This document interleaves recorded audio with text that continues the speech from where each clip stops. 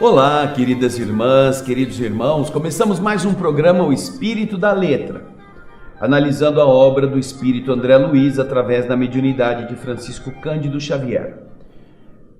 O nosso programa está tratando do livro Evolução em Dois Mundos, como você bem sabe. Estaremos hoje dando início ao capítulo 16º, dentro daquela metodologia que nós estamos adotando desde o capítulo 5º, que é o de apresentarmos os subtítulos de cada capítulo com, inicialmente, um resumo. Portanto, pegue o seu livro, pegue uma folha para fazer as anotações que você precisar e vamos dar início ao capítulo 16º, que também nós vamos dividir em duas partes, e que vai falar sobre o mecanismo da mente. Preste atenção. Nós vamos então iniciar o primeiro subtítulo justamente falando da alma e do corpo. E vamos colocar o resumo na tela para você entender o que é que este subtítulo vai nos ensinar. Vamos lá. André Luiz comenta neste subtítulo os problemas da alienação mental que se observa na maioria dos desencarnados e que pode perdurar por algum tempo depois da morte.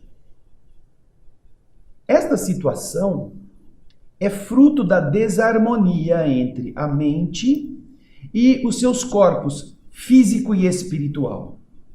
Ele compara esse conjunto com o músico e o seu instrumento, ambos precisando se combinar profundamente para a execução do trabalho. A alma é a direção e o corpo é a obediência. A alma coordena, a alma dirige, a alma é o músico e o corpo é o instrumento, ele obedece, impondo que o homem colha em si mesmo o fruto da plantação realizada, já que é nos órgãos de sua manifestação, nos órgãos físicos, nos órgãos do seu organismo físico e perispiritual, é ali que ocorrem os efeitos necessários ao seu aperfeiçoamento.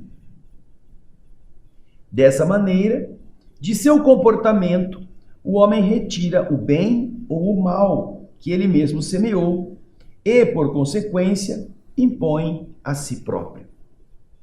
Alma e corpo, portanto, são as expressões daquilo que nós, como seres inteligentes e pensantes, desejamos para nós mesmos.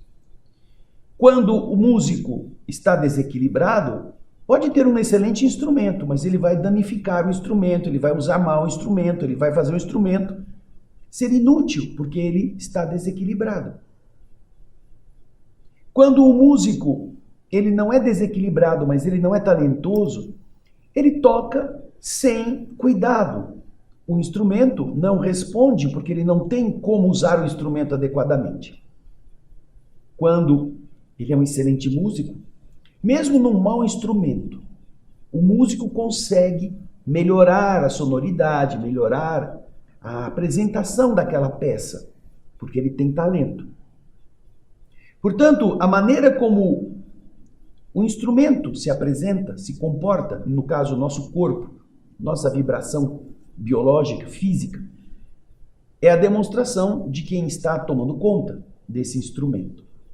Então, neste primeiro subtítulo, nós vamos entender André Luiz nos explicando exatamente sobre essa sintonia, que é indispensável. Nós recolheremos de nós mesmos, e então entram nisto problemas orgânicos, problemas genéticos, problemas de comportamento, desajustes mentais, emocionais, frustrações, tudo isso dependendo de nossas escolhas.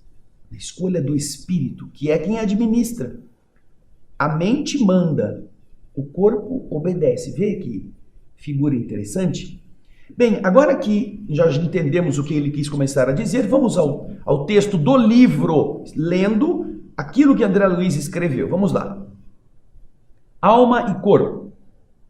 Aclarando os problemas complexos da alienação mental, da loucura, da falta de estrutura, de lucidez na maioria dos espíritos desencarnados, Por quê? Por que ele está falando isso? Porque do outro lado, eles estão em contato com entidades muito perturbadas, uma grande quantidade. Essa perturbação acontece pelo menos durante algum tempo além da morte. Ao abordarmos então esse aspecto, vale comentar ainda, mesmo que superficialmente, alguns dos experimentos efetuados pela ciência terrestre nos mecanismos nervosos, para que possamos avaliar da importância da harmonia entre a mente e o seu veículo fisiopsicossomático. Ele gosta dessa expressão, né? Físio quer dizer corpo físico. Psico quer dizer corpo espiritual. E somático quer dizer corpo. Então é corpo, somático, físio, físico, psíquico, corpo vibratório. Então, numa expressão, ele reúne os dois corpos. Essa alteração, né, entre a mente e o corpo físico e o corpo perispiritual acontece tanto no plano físico quanto no extrafísico. Ele pode estar desequilibrado no plano físico, ele pode estar desequilibrado no plano extrafísico, pela importância da harmonia ou da desarmonia entre a mente e os seus corpos. Assemelhando-se no conjunto ao musicista e seu instrumento, alma e corpo precisarão se conjugar, se unir profundamente um com o outro para a execução do trabalho que a vida lhes reserva. E, sabendo-se que a alma é a direção e o corpo é a obediência, é da lei divina que o homem receba em si mesmo o fruto da plantação, aquela que ele realizou, visto que nos órgãos de sua manifestação, nos organismos biológicos, os órgãos em que ele está precisando administrar, nestes órgãos, ele recolhe as maiores concessões do Criador, para que efetive o seu aperfeiçoamento na criação. O corpo é justamente a ferramenta que ele vai precisar bastante para que ele possa aperfeiçoar-se nesse processo criativo, nesse processo de evolução. Assim sendo, diz André, de seu próprio comportamento ele retira, nos vastos setores em que se lhe processa a evolução, o bem ou o mal, que, lançando no seu caminho, estará impondo a si mesmo. Esse é o texto original. Então já estamos vendo que o desajuste ou o ajuste da mente, do espírito, às estruturas universais e ao seu equilíbrio possibilitará que o corpo também esteja em equilíbrio. Seu desajuste possibilitará que o corpo esteja em desajuste. Porque de verdade os órgãos são o presente divino que exterioriza quem nós somos. As nossas ações mentais, nossas inclinações, nossos desejos íntimos, agora que chegamos no estágio de seres inteligentes completamente racionais, elas estarão se espelhando na estrutura física. E, obviamente, tanto no corpo quanto no perispírito. Essa é a primeira parte, o primeiro subtítulo. Agora que nós já vimos que André Luiz estará tratando dessa conexão, vamos ver algumas experiências que ele se refere aqui, que acontecem nos laboratórios humanos. Ele vai, no subtítulo seguinte, falar da secção. Secção quer dizer corte, da interrupção da medula. A medula que nós temos, a estrutura medular que leva os impulsos cerebrais, os impulsos elétricos até os órgãos, que esparrama pelo corpo em todos os nervos. Quando acontece de cortá-la, ele vai explicar algumas coisas interessantes que a medicina, as experiências médicas na Terra já constataram. Então vamos ao subtítulo, secção da medula. Vejam aí. Secção, eu pus aí o corte, né, da medula. Vocês vão ver que é um texto, um resumo que vai tomar um pouco mais de slides, porque a gente procurou explicar de uma forma mais fácil. O cérebro governa todas as áreas do corpo, como a ciência atual já comprovou. A ciência não tem dúvida disso. Então, considerando o sistema cerebral como o escritório da mente, o cérebro é o escritório da mente, observamos que a conduta do corpo físico está condicionada à conduta do corpo espiritual. Da mesma forma que a orientação do corpo espiritual está governada por nossa vontade. É um escalonamento. A vontade, que é o querer do ser espiritual pleno, governa o corpo perispiritual. E o corpo perispiritual governa o corpo físico. Quando se corta a medula física de um paciente, e aqui pode ser um animal, pode ser uma ave, ele vai explicar isso. Quando se secciona a medula física de um paciente, o que acontece? Ele perde toda a sensibilidade. Acontece o relaxamento dos músculos, paralisia e eliminação dos reflexos físicos e das vísceras em todas as partes que dependam daqueles nervos que nascem abaixo do ponto em que se cortou a medula. Então, existem pessoas que sofrem uma secção da medula na parte inferior. Essas pessoas perdem a mobilidade nas pernas, mas continuam tendo nos braços. Se acontecer a ruptura acima, eles vão ficar aquilo que eles chamam de tetraplegia. Eles perdem o movimento dos braços, perdem os movimentos das pernas. E todos os nervos que estão abaixo da zona que foi seccionada perdem também este contato imediato da capacidade de coordenação. Continua então no próximo slide. Esse desligamento, porém, diz André Luiz, não é absoluto, pois se acontecesse em níveis muito mais altos, não é? Se houvesse uma secção da medula em um nível muito elevado, isso produziria a desencarnação, não a insensibilidade do corpo, mas o indivíduo morreria. Apesar do corte da medula, agora André Luiz vai começar a explicar isso muito interessantemente, continuam a existir uniões fluídicas sutis entre as células físicas e as células espirituais para ajustes de emergência. Desse modo, muitos pacientes se queixam de dor em zonas localizadas abaixo da região seccionada, fenômeno causado pelo contato das células do perispírito com as fibras nervosas que vibram na cadeia simpática, penetrando a medula acima do ponto rompido. Nós temos hoje todo um sistema elétrico na nossa residência. Estão ligadas as lâmpadas, aos controles os disjuntores que vêm da rede pública, certo? Porém, nos prédios públicos, nos prédios que têm pessoas que estarão participando, não tanto nas casas, mas se você quiser, você põe nas casas também.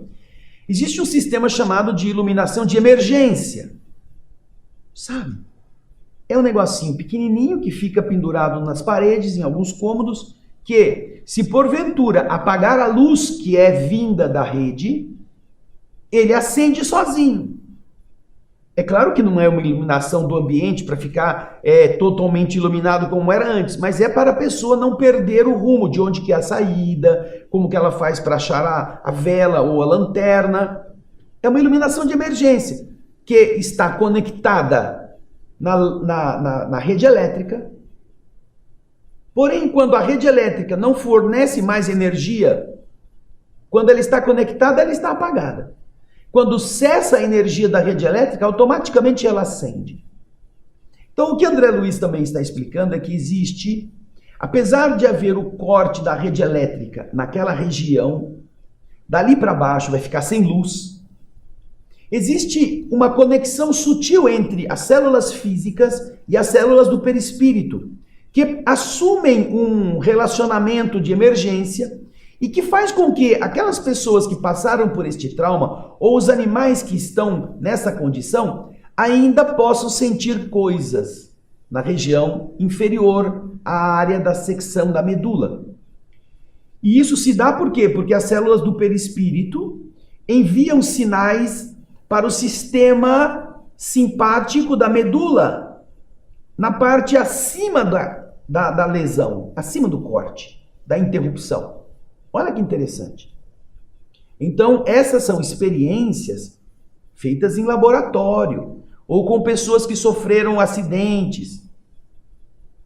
Agora, então, depois que a gente entendeu mais ou menos o núcleo do que André Luiz está falando, nós vamos para a leitura deste subtítulo. Vamos lá. Secção da medula.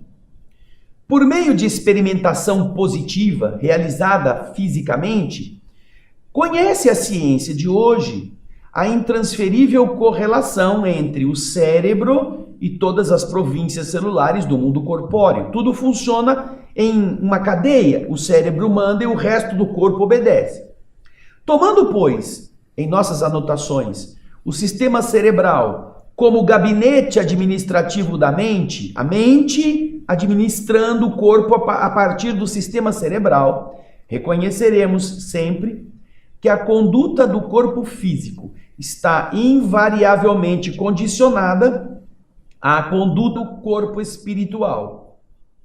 Do mesmo modo que a orientação do corpo espiritual está submetida ao governo da nossa vontade, é o querer do espírito.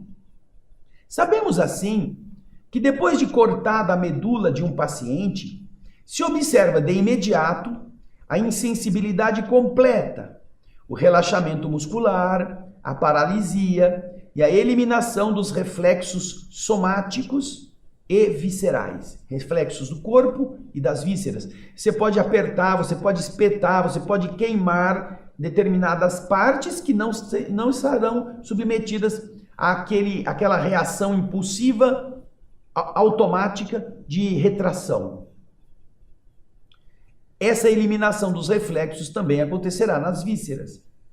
Em todas as partes que recebem os nervos que nascem abaixo do ponto em que se verificou o prejuízo, o corte. A insensibilidade e a paralisia são decisivas, porque procedem do corte dos feixes ascendentes e do feixe piramidal, ou seja, do desligamento das regiões do corpo espiritual correspondentes nos tecidos orgânicos e no cérebro, como se desse a retirada da força elétrica de determinado setor num campo extenso de ação, como se acabasse a energia elétrica numa área da indústria, numa área da casa. Semelhante desligamento, porém, não se verifica de todo, o que acarretaria, quando em níveis altos, irreversivelmente, o processo liberatório da alma com a desencarnação. Se acabasse a energia no cérebro, no tronco cerebral, o espírito vai ser libertado da matéria, a matéria morre. Então ele está dizendo, uniões fluídicas sutis, nestes casos de cortes da medula, permanecem ativas entre as células dos implementos dos órgãos físicos e espirituais, como recursos fisiopsicossomáticos. De novo, ele usa a mesma expressão. Recursos do corpo físico e do corpo espiritual, em ajustes possíveis de emergência. É a luz de emergência. Acabou a energia da rede. Acende a luz aí. Essa luzinha vai ajudar a se encontrar onde está a vela, onde está a saída. Em razão disso, diz André, não obstante a falta da sensibilidade a que nos referimos, comparável a um silêncio orgânico deixado pela execução da neurotomia, que é o corte do cordão nervoso, muitos pacientes se queixam de dor em zonas localizadas para baixo do nível em que se expressou o corte. Fenômeno esse perfeitamente atribuível ao contato das células do corpo espiritual com as fibras aferentes. As fibras aferentes são aquelas que levam informações até o sistema nervoso central. E as fibras eferentes, que levam a resposta, levam os impulsos do sistema nervoso central até os órgãos onde estão acontecendo essas sensações, que vibram nesta cadeia simpática. É uma cadeia eletromagnética que não depende do querer das pessoas, ela funciona automaticamente. O sistema nervoso simpático, que penetra a medula acima do ponto molestado. Então, vibram em uma cadeia simpática. As energias do perispírito e as energias do corpo físico vão estabelecer contatos de emergência e esses contatos vão chegar ao centro cerebral por um outro caminho. É claro, mais precário. Da mesma forma que a luz de emergência é uma luz pequena, não é uma luz, um holofote, não é a luz do ambiente que antes estava lá, mas ela ilumina, ela deixa as pessoas não tropeçarem, não se baterem, não sofrerem acidentes, até resolver-se o restabelecimento da energia. E é isso que André Luiz está explicando para a gente nesse subtítulo. Agora então nós vamos para o outro, que também é muito interessante, que vai falar sobre a recuperação dos reflexos. Vamos ver então no próximo slide o nosso resumo, recuperação dos reflexos. Veja aí. Neste subtítulo, André Luiz explica que com o passar do tempo, depois de cortada a medula, os reflexos são gradualmente recuperados em decorrência desse reajuste organizado entre a alma e o corpo. Com algumas exceções que ele vai comentar no texto original de forma técnica, e informa que nessas exceções a recuperação se dá em algumas semanas, nessas exceções que ele vai citar depois no texto, na generalidade dos casos, os reflexos reaparecem no tempo necessário para que as células do corpo espiritual, vencendo as resistências do corpo físico, reassumam o controle tanto quanto possível. Ou seja, aqueles que perderam a sensibilidade pela secção da medula, depois de algum tempo, começam a recuperar as sensações naqueles órgãos, daquelas partes que foram insensibilizadas. Veja que interessante. Agora a gente vai então, já que esse é o resumo do que André Luiz quer dizer, nós vamos agora ver o texto original do subtítulo Recuperação dos Reflexos. Acompanhem comigo aí. Devido ainda a esse reajustamento organizado, instintivamente, entre a alma e o corpo, os reflexos são gradativamente recuperados. Em condições muito especiais de equilíbrio fisiopsicossomático do doente, do enfermo, os reflexos superficiais ressurgem quase sempre em 24 horas depois deste insulto sofrido.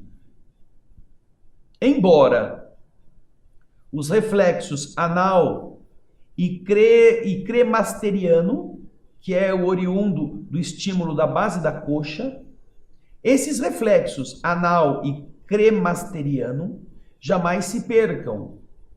Insulto esse em que o sinal de Babinski, ou extensão dos pedartículos, a esticar os dedos do pé, principalmente do primeiro dedo, o dedão, não raro acompanhada por determinado grau de contração dos músculos do joelho, demonstrem a violação do feixe piramidal, equivalente à ruptura de ligação das células do corpo espiritual nos organismos nervosos, nos implementos nervosos do corpo físico, assemelhando-se ao curto-circuito da energia elétrica nos condutores ininterruptos que lhe atendem à necessária circulação.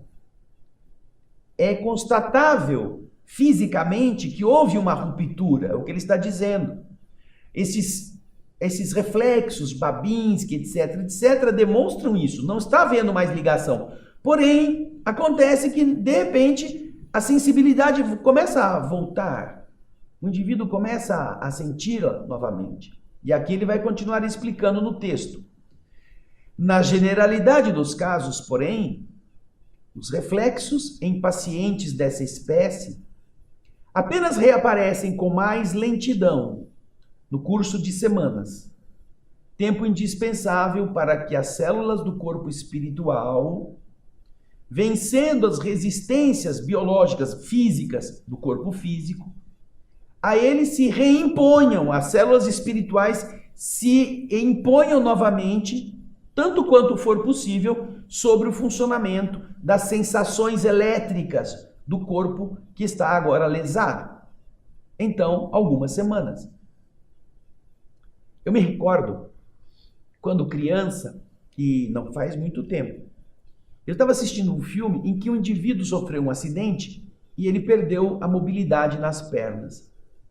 Uma coisa semelhante a isso, ele quebrou, lesou a medula. E tinha uma pessoa que gostava muito dele e não queria deixá-lo sem ajudar essa recuperação.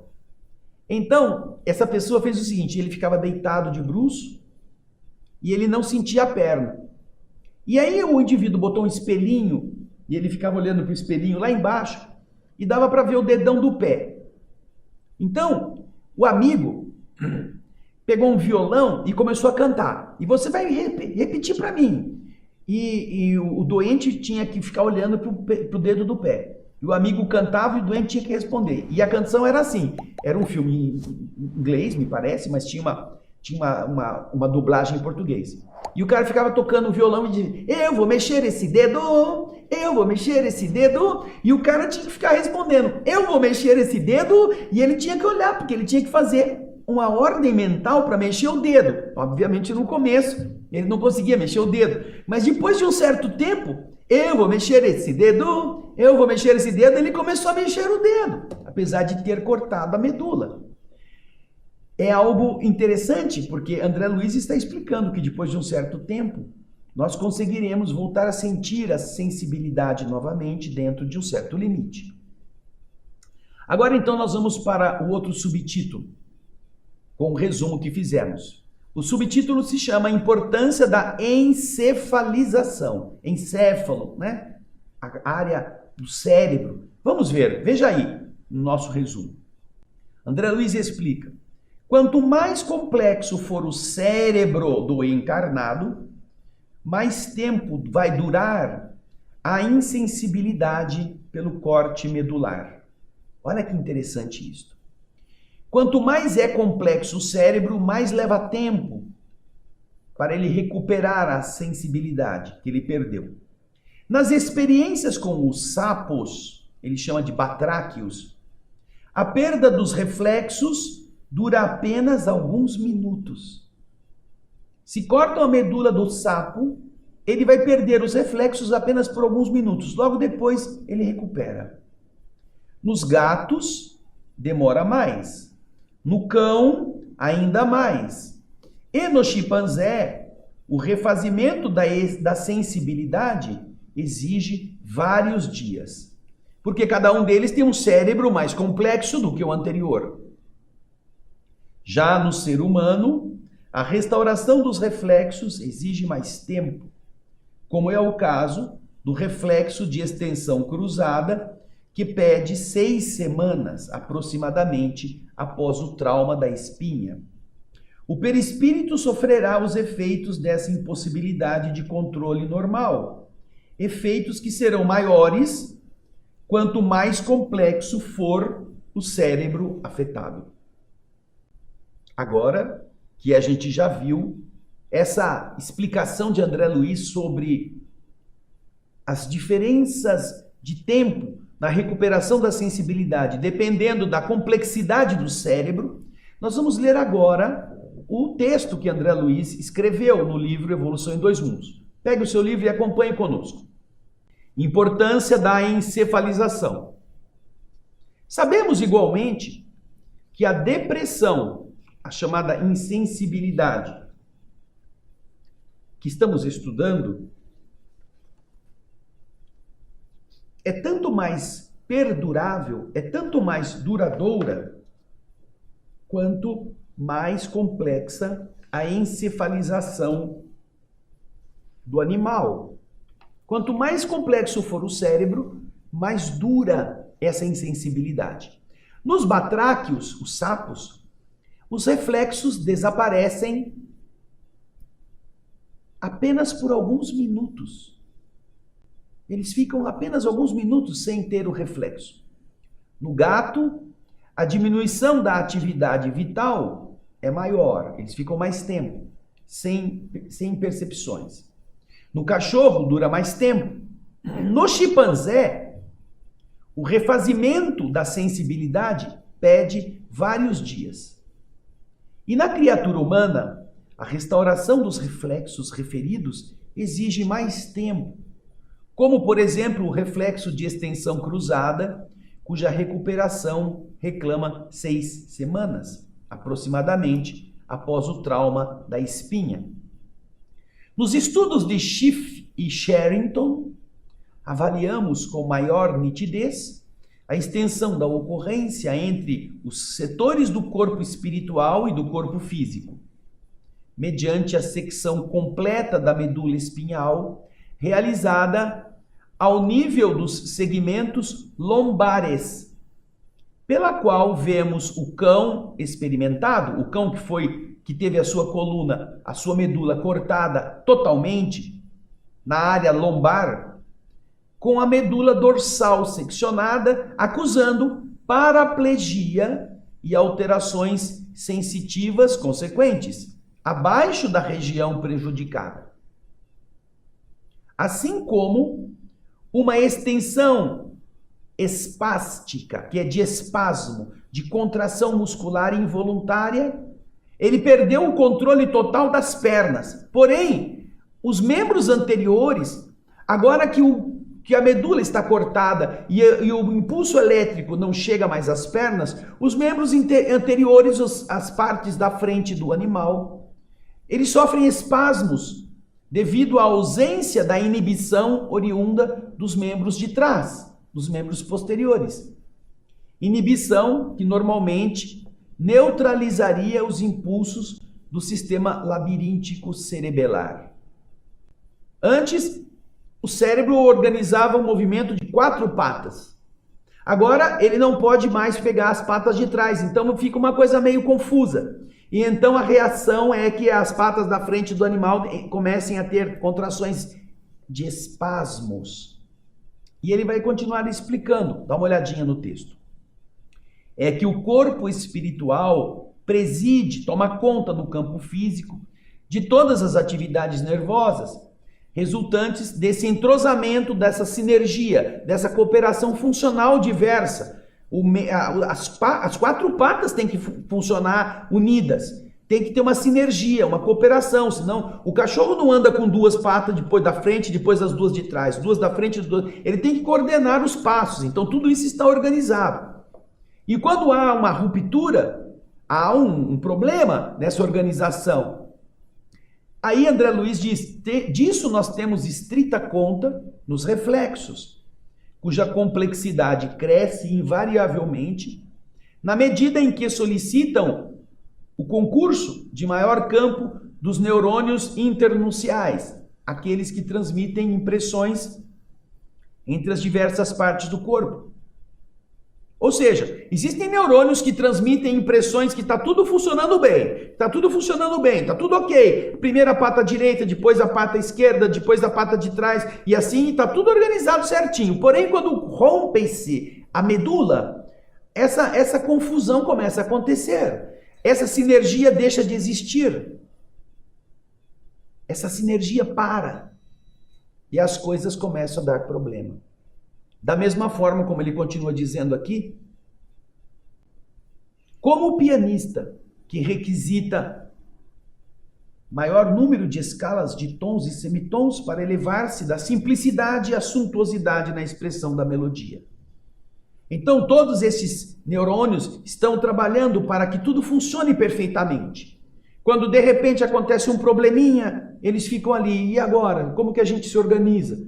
Então, a reação no animal são os espasmos involuntários. Na parte em que a medula não foi cortada. Porque a medula lombar foi cortada, prejudicou apenas as patas de trás do animal. Mas há uma reação nas patas da frente. Por quê? Porque essa sinergia agora está prejudicada. Agora nós vamos dar continuidade no outro subtítulo. Olha que interessante. Descorticação animal. O que é? O córtex do cérebro, se ele for extraído, se tirar parte dele, como que vai ser a reação? Experiências físicas já fizeram isso. Vamos ao resumo, então, para a gente ver o que André Luiz nos conta. Descorticação animal. Quanto mais desenvolvido o sistema nervoso da espécie, mais complexa é a integração da mente com o corpo nas áreas do córtex cerebral, as áreas da zona cinzenta. Assim, a interrupção dos impulsos do córtex nos batráquios e peixes não afetam seus reflexos e a sua motilidade. Eles continuam se movendo. Enquanto que, se você tirar o córtex das aves, surgem modificações mais declaradas no controle do voo, que passa a ocorrer de forma fragmentária somente durante a luz do dia, fazendo com que a ave à noite fique prostrada se ela não consegue enxergar. Quando acontece a remoção do córtex no cachorro, no cão, ele pode viver mais de 1 ano com movimentos normais, desde que ele seja estimulado. Se lhe faltar esse estímulo, ele vai ficar parado. E quando surge o estímulo, ele começa a se movimentar de forma exagerada. O animal, o cachorro, não se defende mais até que se veja atacado. Nem busca comida como antes ele buscava, comendo apenas aquilo que lhe dão. O animal, no caso o cão, não perde as funções das vísceras, mas não reconhece as pessoas que lhe eram familiares, demonstrando o desajuste entre o seu campo espiritual e o cérebro animal. Já os chimpanzés não sobrevivem muito à remoção do córtex, e quando sofrem lesão parcial de alguns dos elementos corticais, apresentam modificações extensas e profundas, como acontece o mesmo na criatura humana. Importante lembrar que esse mecanismo causa, nas pessoas que perdem membros físicos, as sensações nesses lugares mutilados, como se os membros ainda lá estivessem. A pessoa perdeu a perna, perdeu o pé, mas sente dor no dedo, sente dor na sola do pé, pede para alguém coçar. É a sensação fantasma, no membro fantasma. É exatamente também por aquelas sensações que nós já vimos antes, descritas por André Luiz. Bem, agora que você já entendeu o que André Luiz quis dizer, vamos ver o que ele escreveu. Vamos ver no texto original. Descorticação animal. Desse modo, compreendendo-se que a integração mente e corpo é cada vez mais importante, à medida que se dilatam, que se ampliam os valores da encefalização, reconheceremos que a integração cortical é sempre mais expressiva, quão mais amplo se faz o desenvolvimento do sistema nervoso. Na pauta de semelhante realidade, a descorticação em batráquios e peixes não interfere nos reflexos e na movimentação dos mesmos. E nas aves, modificações surgem inequívocas, sem dúvida nenhuma, porquanto elas apenas conseguem voos fragmentários na luz, permanecendo em prostração quando na obscuridade. O cão que sofre a ablação, a amputação do córtex, segundo já demonstrou Goltz no século XIX, pode viver além de 1 ano com mobilidade ou motilidade reflexa normal, aparente, clara. As pessoas vão ver o cão andando, efetuando os movimentos próprios com relativa correção. Todavia, ele permanece imóvel, inerte, quando lhe falte incentivo à ação. E se esse incentivo aparece, ele se coloca em movimento exagerado. Ignora como se defender, até que se veja positivamente atacado.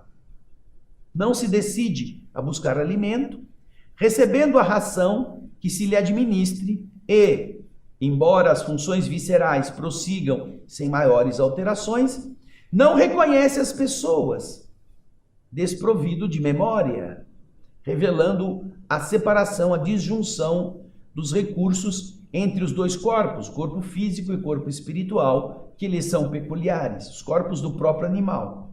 Fenômeno pelo qual evidencia compreensível e aparente regressão a um estágio evolutivo inferior. Os chimpanzés, entretanto, com uma encefalização mais complexa, não sobrevivem largo tempo após a extirpação total do córtex. E quando sofrem uma destruição parcial deste ou daquele elemento cortical, uma parte apenas do cérebro é prejudicada, é extraída, eles apresentam, como acontece na criatura humana, modificações extensas e profundas. É importante mencionar ainda aqui a continuidade indiscutível das indiscutíveis impressões em pessoas mutiladas, que prosseguem sentindo, integrados ao próprio corpo, esse ou aquele membro que mais eles possam não ver mais fisicamente, mas que já não fazem parte da sua essência. Eles perderam, eles sentem dor, eles sentem as sensações estranhas. Então você percebe que todas essas questões ligadas à alma, aos mecanismos da mente, foram objeto de estudos nas diversas cadeiras da anatomia, percebendo que há efeitos diferentes quando se extrai o córtex cerebral ou quando se corta a medula. Porém, há uma integração entre a alma e o corpo que tenta reparar isso de uma certa forma. Então, nessa primeira parte do livro, deste capítulo 16, André Luiz está explicando esses mecanismos. No próximo programa, nós vamos ver um aprofundamento justamente na sincronia dos estímulos, no mecanismo das ideias, agora já vinculando o espírito a essa questão. Mas é muito interessante tudo que ele nos está ensinando. E eu tenho certeza que muitas dessas coisas você também não sabia. É muito bom a gente estudar, não é mesmo? Muito obrigado pelo seu carinho, obrigado pela sua sintonia. Escreva para nós, dê a sua opinião, põe o seu joinha, compartilhe com seus amigos, porque isso faz com que outras pessoas que gostam de estudar também possam encontrar essa obra magnífica. E olha, lembra do seguinte, nosso resumo não é para simplificar e tornar bobo, é apenas para você entender o núcleo, mas isso deve fazer você querer estudar, querer pesquisar todos esses termos, todas essas experiências. Vá em busca, porque essa é a sua parte. Você que gosta de pesquisa, tem aqui um grande roteiro para você ir se aprofundando. Obrigado pela sua audiência, pelo seu carinho. A gente espera você no próximo Espírito da Letra. Até lá e muita paz.